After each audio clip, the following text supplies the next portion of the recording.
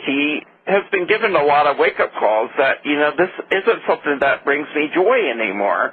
And yet we keep doing it because the pain isn't strong enough to kick us out of, that reality. So I think the planet has set themselves up for a hard ride because people have ignored their wake-up calls. And now the wake-up calls are much more stronger. People are losing jobs and money and so many people identify with how much money they have in the bank. We live in such a weird world where, the first thing we ask people are, what do you do? What we do is such a small aspect of who we are. We live in such a dysfunctional world on so many different levels, but, that dysfunctionality cannot exist in the higher dimensions, so everything comes up for the planet to be healed, cleared, and released. And it's not going to be an easy process for most people because people have ignored it when it was an easy thing to do, and now it's a hard thing. It almost seems as if it will take, like you said, I watch the financials myself just out of curiosity, and I read a daily column by George Urey called Urban Survival, which is very entertaining, and it's supposed to be a financial column, but it really is a snapshot of the world each day, and pretty enlightened. And so what I see is that a very small percentage of people have set themselves up to tilt the game board in their favor and own everything. I mean, I think 93% of the world's population owns 97% of everything or something like that. It's pretty off balance. And it seems as if for us to get back on balance into heart-centered businesses and interrelationships, that the old paradigms are going to have to crumble somehow in order for the new to be born. And isn't that what we've been going through in the last year, and it just keeps accelerating, Lance? Yeah. And I think this year... The other big thing I think here is one of the biggest reasons when I work with people, like when clients come to me for the first time, is we live in such a world that people have lost sight of who they really are. They're not living authentically to who they are. I mean, we live in a society where, one of the first things we learn is yes, no. We learn in a society that if we want nice things when we're little, we have to please our parents. And then we end up pleasing teachers and pleasing ministers and pleasing doctors and give away our power. I mean, a lot of people are so out of touch with who they really are that it takes a crisis to get them to understand, oh, you're in a lot of pain. And it's sort of like, it's sort of like the drama that gays go through. A lot of gays leave the closet because the pain of being in the closet is so much intense than being out of the closet. And I think that's how people react to life is when the pain gets really intense, then they change. But we pride ourselves on being able to handle stress well and pain well, and that's so dysfunctional because pain and stress are indications that your life is out of balance. And Absolutely. You need to bring back balance into your life. Absolutely true. And I'm glad you mentioned I'm not glad, but you did mention, being gay as an example of something that caused a great deal of pain. And both my parents were at least bisexual. My mother was probably more tended towards being a lesbian. And I fought it for myself, being gay, I got married and thought that I could just shut it off like a faucet. And the pain became so great that I had to get divorced and acknowledge that, that I was not, that was not my direction. And then it took something like 15 to 20 years of hating myself and fighting with it and sneaking around and feeling guilty to gradually shed the one layer after another of society's and everybody else's judgment. And I view the world as being in emotional pain because they're not living authentically to themselves. And some people have to experience a lot of pain before it inspires them to change stuff. And we're talking about 2012. Like the planet.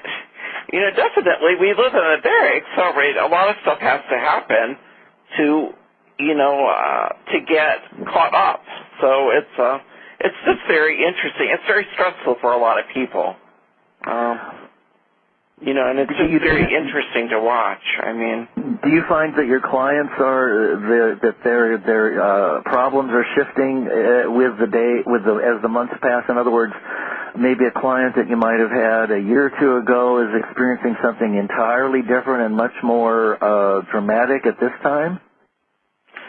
Well, I will say I'm very blessed, Lance. I have some of the best clients in the world. I mean, I attract people who are highly evolved. I attract a lot of what you would call starseeds and light workers and healers and teachers.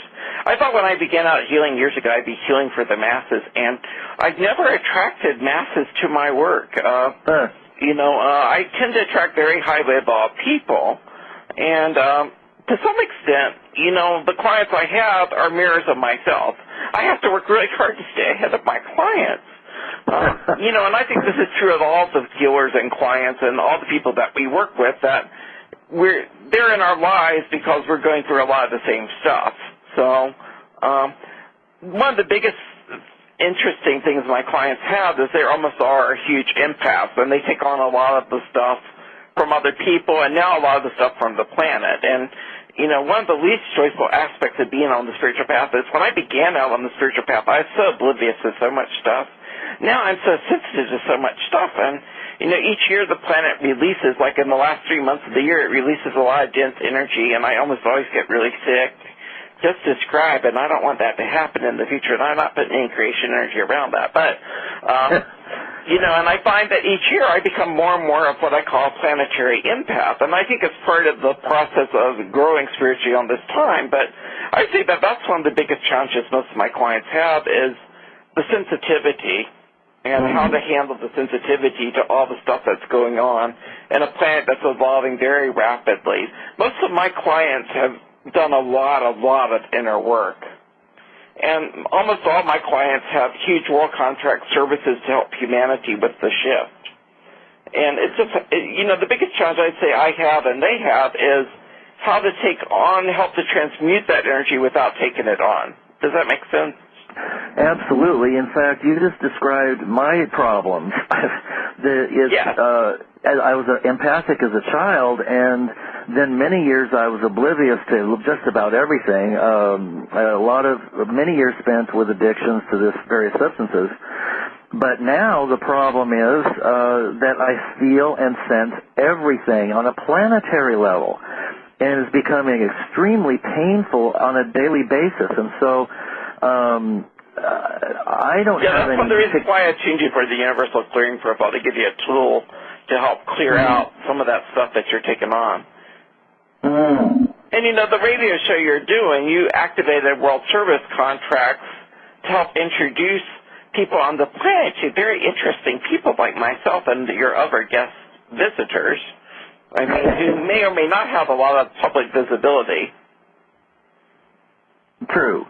True, and I have been so, like you with your clients, as you said, it seems like I've been gifted with some of the most beautiful souls on the planet, and honest to Pete, I have been gifted with talking to just the most beautiful people in the world, I think. And I'm hoping that, the show reflects that and that people get a little bit of that, because this world has become so difficult to deal with. A quick question for you. Now, I have the healing tool that you gave me. What would you suggest for others who are starseed or light workers or empaths? We probably all have our own little tools and techniques, but what is a common shielding technique that you might suggest for people that's a general shielding technique that helps to keep I'm really a believer in prayer and intent. I ask the Creator, and I ask for help too. So I would pray and set intent. On a practical level, years ago when I felt a lot of psychic attack energy, it sounds very Wiccan, which I'm not at all Wiccan, but I used to write my name and address on a piece of white paper and put sea salt on it, and that would clear a lot of, weird energies. Very simple type of thing. But in terms of, I have a lot of tools now that I use, like things like the Universal Clearing Profile, and that's really why I created that self-help book, too, is to provide tools for people who don't really have access to tools, a way to help people who may not have tools to be able to clear stuff that comes up. But I think for each person, that's a very individualistic thing as to what works or what doesn't work for them. So I'm not sure that there is a real universal sovereign. Okay. Well, that's a good answer. I mean, that makes sense. I mean, each one of us has to find our own way and our own path. So that's important to remember too, because we don't really want to end up following other people's. I think another really good thing for people on the planet is to hang out more in nature. I mean, I find it tremendously grounding just to lay down on the grass and look at the sky. Or to look at the beauty of a flower, or I live close to the ocean. I'm very blessed, and in fact, that's why I moved to Florida. Really, is to live close to the ocean. But I find that like if I get down or anything, I just I take a day off and go to the ocean and connect with the energy of the ocean. Some people like mountains. I like ocean. The ocean and sand and sun and all that energy is really good for me. But I really think that hanging out with nature is a really blessed gift for all of us, and it's a real easy way to bring us back into balance. Almost everyone I know has a favorite place that they like to go or a favorite activity they like to do outdoors, and I really find it very grounding myself. So I agree with you. I was born and raised in Santa Barbara, and of course we had access to the beaches, and it was almost 70 degrees year round. So I became kind of a beach bum most of my life, and I just love being by the ocean. I haven't been there for a while, and I really miss it, being in the mountains. But I'm gifted and blessed there too, because I'm surrounded by mountains, and I don't have street lights and no wires hanging overhead. And at night it actually gets dark, and you can see the stars. So yeah, that's very true.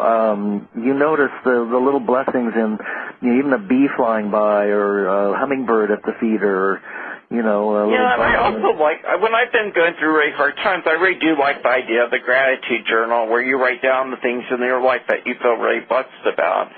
And when you feel in a darker place or heavier, to go through and add some new things. I also think it's really important to connect with beauty. I live in an apartment filled with beautiful things, and I find that beauty is very healing for me. Just looking at beautiful things is very healing. I don't think that healing needs to be a complex thing, or, for some people it's a very complex thing, but, for me, healing is being receptive. When I work with a client, I don't really try to do anything at all. I just try to hold the space of honoring for that person and to connect with Source and to ask Source for the healing. Healing doesn't really come from the healer. It comes from the person being healed and from the Creator. I think it's so interesting. As a person who spent thousands of dollars and hours of going to healing workshops to learn how to do things, I really am sort of anti-healing in a way, in that, I think a lot of times we're really not supposed to do anything at all, but to hold the space and to ask for help and to set the intent for healing. That makes a great deal of sense. I like that. It makes a lot of sense to me. I find that I tend to be my own best healer, and that doesn't mean that I can always be that. I mean, there are times when it is necessary to tell somebody, "Look, I need some help," or "I could use a technique or a this or a that," and there's nothing to be ashamed about asking for help, and especially during these times when there's so much tension and shifting going on, and so much coming to the surface to be released. And I do find things like massages. I find massages are very helpful in releasing stuff that gets stuck in the body and stuff. That's just like touch is a very important thing. Like if you don't have a partner or, someone in your life, a lot of people, physical touch is a very important thing and a very healing thing. And if you don't have someone in your life that can provide, maybe you go to a massage person and get massage. He has been given a lot of wake-up calls that, this isn't something that brings me joy anymore. And yet we keep doing it because the pain isn't strong enough to kick us out of, that reality. So I think the planet has set themselves up for a hard ride because people have ignored their wake-up calls.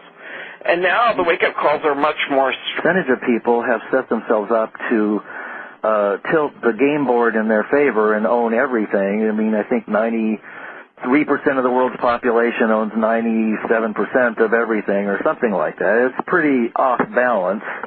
And it seems as if for us to get back on balance into heart-centered businesses and myself, just out of curiosity, and I read a daily column by George Urey called Urban Survival, which is very entertaining, and it's supposed to be a financial column, but it really is a snapshot of the world each day, and pretty enlightened.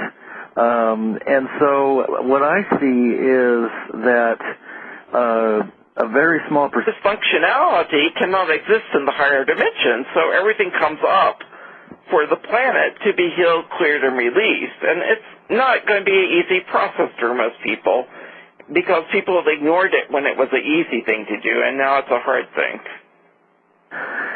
It almost seems as if it will take, like you said, I watched the financial... Longer. People are losing jobs and money and and so many people identify with how much money they have in the bank. We live in such a weird world where, the first thing we ask people are, what do you do?